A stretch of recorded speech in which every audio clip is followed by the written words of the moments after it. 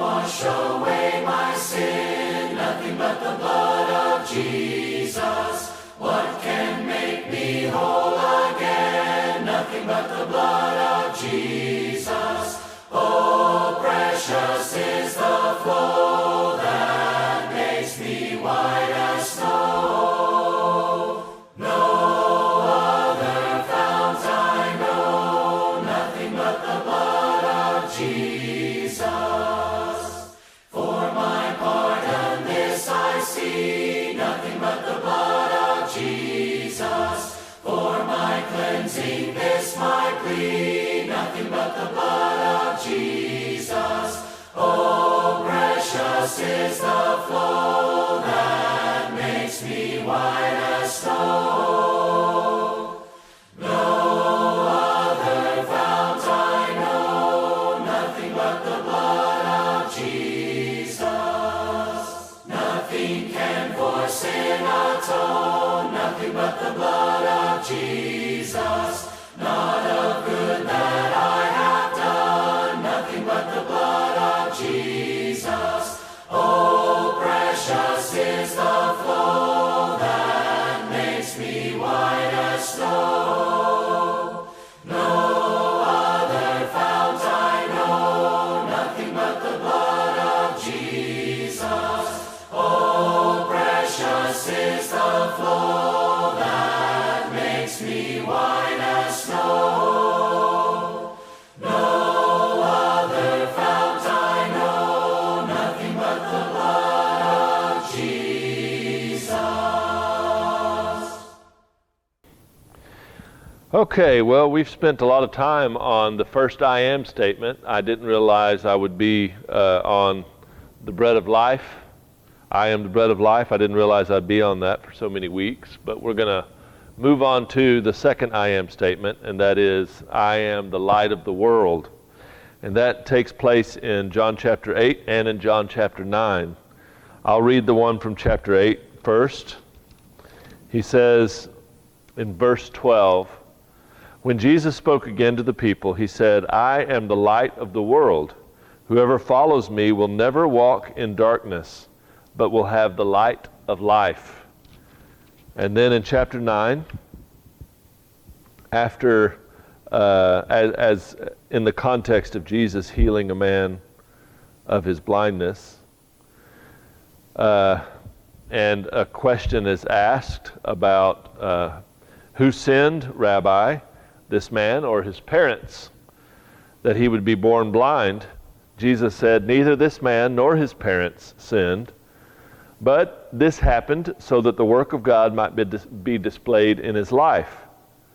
As long as it is day, we must do the work of him who sent me. Night is coming when no one can work. While I am in the world, I am the light of the world. And then having said this, he spit on the ground, made some mud with saliva, put it on the man's eyes, and said, go, wash in the pool of Siloam. Well, and the man regains his sight, and it becomes a controversy. We'll look at that later. But these two statements, these two claims, I am the light of the world. To try to make sense of what he means by that, let's just think about it for a little while. Think about the metaphor, I am light. There's several possibilities. One would be, well, the first one that I think of is, think about how the whole Bible starts. Well, think about how the Gospel of John starts. In the beginning. In the beginning. It sounds a whole lot like Genesis chapter 1, verse 1. In the beginning. So what could light be a reference to when he says, I am the light of the world? In the beginning was the Word, and the Word was with God, and the Word was God. Genesis 1:1 says, in the beginning, God created the heavens and the earth. Now the earth was formless and empty. Darkness was over the surface of the deep, and the Spirit of God was hovering over the waters. And God said, let there be light. And and there was light. Jesus says, I am the light of the world. Well, maybe there is a sense in which Jesus is talking about his role in creation. Maybe the claim to be light is a connection with creation. Certainly, as we've said with all these I am statements, they have Old Testament antecedents, and this is kind of a major Old Testament antecedent to link this claim of Jesus with creation. If we look at John chapter 1, verse 1, it says, in the beginning was the Word was with God, the Word was God, and he was with God in the beginning. Through him all things were made. Without him nothing was made that has been made. In him was life, and that life was the light of men. The light shines in the darkness, but the darkness has not understood it. And it goes on to talk about John not being the light and not claiming to be the light, but that the one who would come after him is the light. So one angle as we think about this claim, I am the light of the world, Jesus is making a claim concerning creation. He's making a claim like the author's prologue. Through him all things were made. In him is life, and that life is the light of men.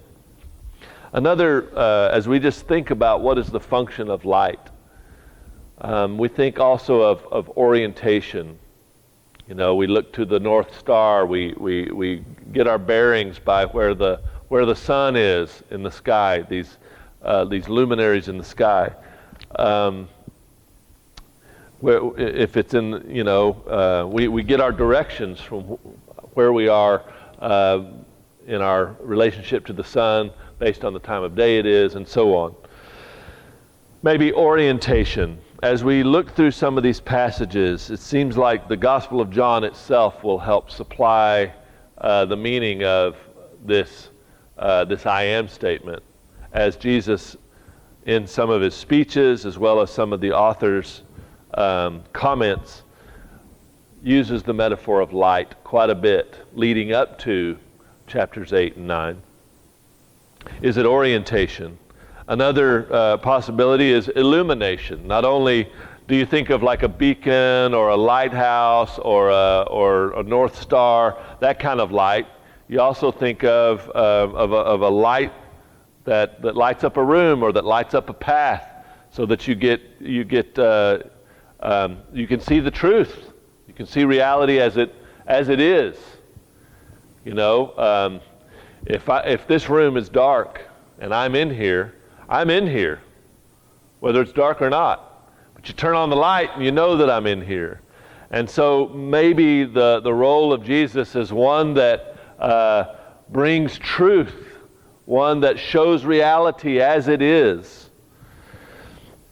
Well, we can say this, of all these things, creation, illumination, orientation, this is a divine claim.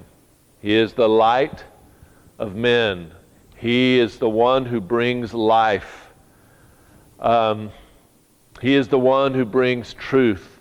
He is the one who is the agent of creation.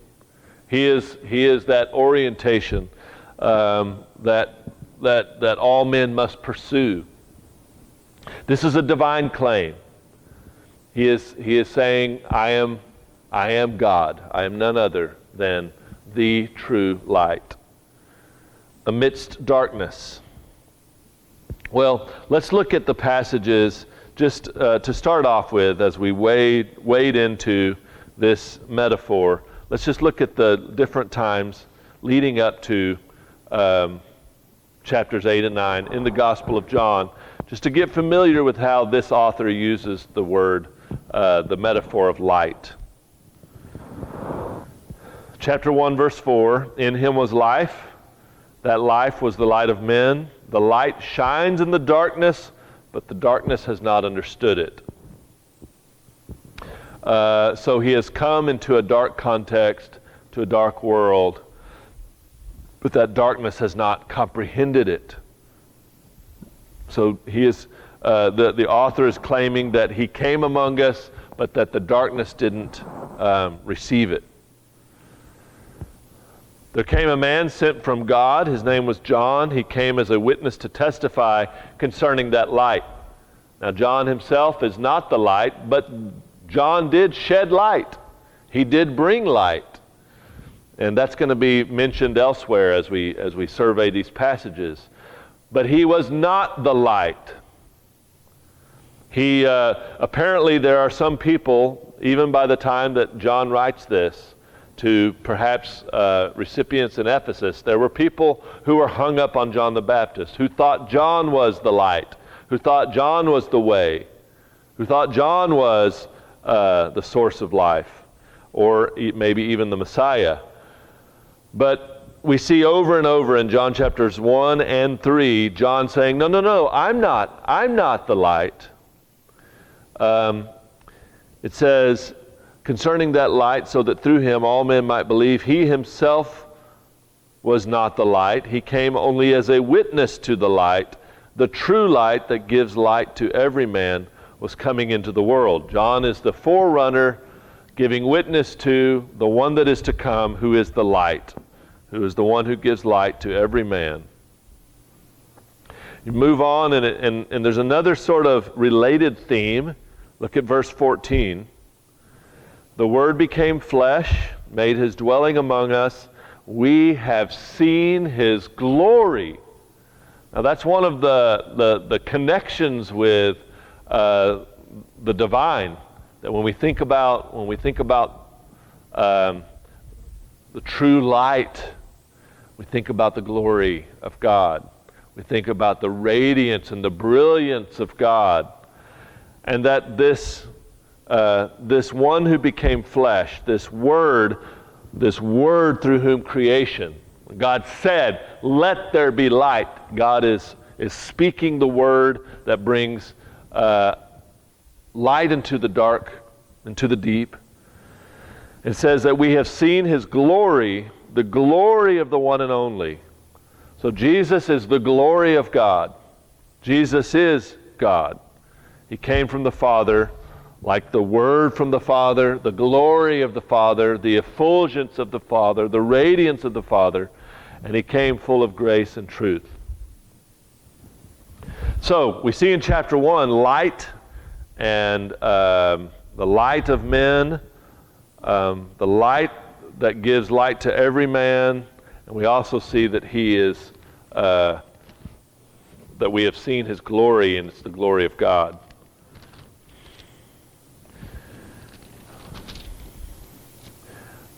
We see at the end of the changing water to wine, the glory theme appears again. After the changing of the water to wine, it says, this, the first of his miraculous signs, this is in chapter 2, verse 11, Jesus performed at Cana in Galilee. He thus revealed his glory, and his disciples put their faith in him. So one of the ways that they saw his glory was when he did this first miraculous sign. And thus he revealed his glory, the glory of the one and only, John 1:14 says, and his disciples put his faith in him. So connected to this idea of light would be the idea of the glory of God. Come on into chapter 3, and Jesus, this is a speech or a conversation that he's having with Nicodemus.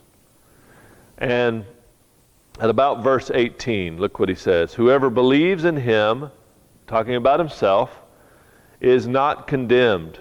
But whoever does not believe stands condemned already, because he has not believed in the name of God's one and only Son. This is the verdict. So we're talking about verdict, judgment, condemnation. Here's the verdict. Light has come into the world, but men loved darkness instead of light, because their deeds were evil. Back in chapter 1, right in the very first few verses, it says that he is the light of the world, that he is the light that has come to every man. But he is the light that has come into the darkness, but the darkness has not understood it. This explains that a little bit. Light has come into the world, but men loved darkness instead of light. They kept their eyes closed to the light. They didn't receive the light. They turned away from the light. They were repelled from the light. It says, because their deeds were evil. And everyone who does evil hates the light and will not come into the light, look, for fear that his deeds will be exposed. But whoever lives by the truth comes into the light, so that it may be seen plainly that what he has been done through God. So Jesus is the one who lives by the truth. And he is the one who does everything through God. And those who are not living in shame, those who don't love evil, are like Jesus, those who live by the truth. They come into the light, and that it will be seen plainly that what they have done has been done through God. So, we get a little bit of an explanation about why the darkness did not comprehend or understand the light.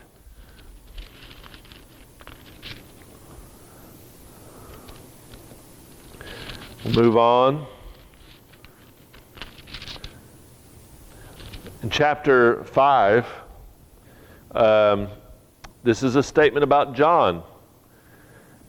It's about testimony. There's lots of testimony. We have this sort of a courtroom metaphor going on throughout the Gospel of John. And here's testimony concerning the identity of Jesus. In verse 33, you have sent to John, and he has testified to the truth. Not that I accept human testimony, but I mention this so that you may be saved. John was a lamp that burned and gave light. So John does, in fact, in some ways, give light, it says. John was a lamp that burned and gave light, and you chose for a time to enjoy his light. But I have testimony weightier than that of John. For the very work that the Father has given me to finish, and which I am doing, testifies that the Father has sent me, and the Father who sent me has himself testified concerning me. Okay, so Jesus acknowledges that John is a lamp, that John gives light, but the only way in which John gives light is that he's pointing to the true light. He is testifying to Jesus as the true light. So follow where John's little lamp leads, and where John's lamp leads is to Jesus, the true light. We get through chapter 6. We spend a lot of time in 6 looking at Jesus' claim to be the bread of life. We get into chapter 7, and we're getting close to the context where Jesus goes to the Feast of the Tabernacles, where Jesus is in Jerusalem. And then we get to chapter 8, and he says, I am the light of the world. Remember that this is going to take place in the context, it's setting up this time when Jesus is going to heal a man who was born blind. So not only are we going to talk about light a lot, we're also going to talk about seeing and blindness.